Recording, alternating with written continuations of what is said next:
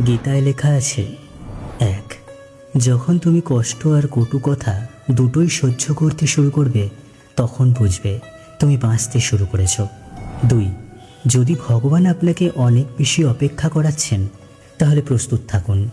তিনি আপনাকে যা চেয়েছেন তার চেয়ে অনেক বেশি দিতে চলেছেন। 3. জীবন নিয়ে বেশি ভাববেন না। যিনি আপনাকে জীবন দিয়েছেন তিনি কিছু না কিছু ভেবেই দিয়েছেন। 4. শ্রীকৃষ্ণ বলেন, কাউকে দুঃখ দিয়ে আমার কাছে সুখ কামনা করো না, আর কাউকে যদি ক্ষণিকের জন্য সুখ দাও তবে তোমার দুঃখ নিয়ে চিন্তা করো না।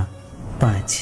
মৃত ব্যক্তিকে কাঁদ দেওয়াকে মানুষ যেমন পুণ্য বলে মনে করে, তেমনি জীবিত মানুষের পাশে থাকাকে পুণ্য বলে ভাবতে শুরু করলে জীবন সহজ হয়ে যাবে।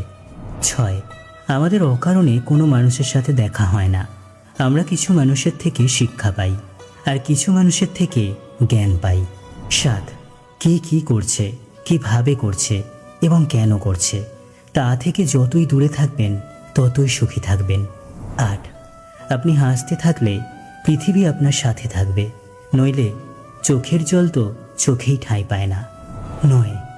যদি কেউ আপনার ভালো কাজকে সন্দেহ করে তাহলে মন খারাপ করবেন না, কারণ সন্দেহ সর্বদা স্বর্ণের বিশুদ্ধতার উপর করা হয়, কয়লার কালো দাগের উপর নয়। 10. মনের শান্তি জীবনের সবথেকে বড় উপার্জন। 11. উপদেশ, সঙ্গ এবং সময় কাউকে না চাইতে দিলে লোকেরা প্রায়ই সেগুলোকে সস্তা বলে মনে করে। 12.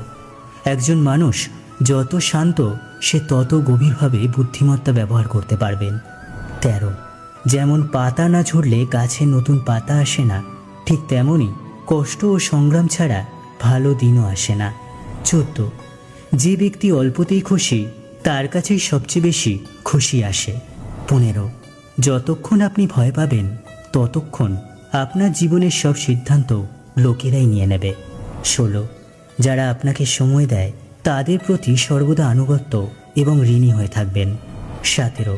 জীবনে অহংকার করো না, কারণ ভাগ্য সবসময় বদলায়, যেমনটি আয়না একই থাকে, শুধু প্রতিচ্ছবি বদলায়। 18.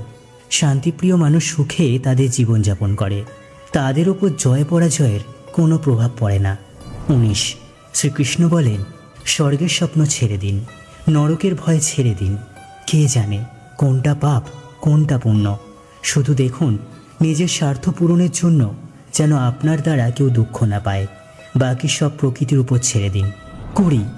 অর্থ বড় না যোগ্যতা বড়, খারাপ সময়ে যে পাশে থাকে সেই সব থেকে বড়। 21.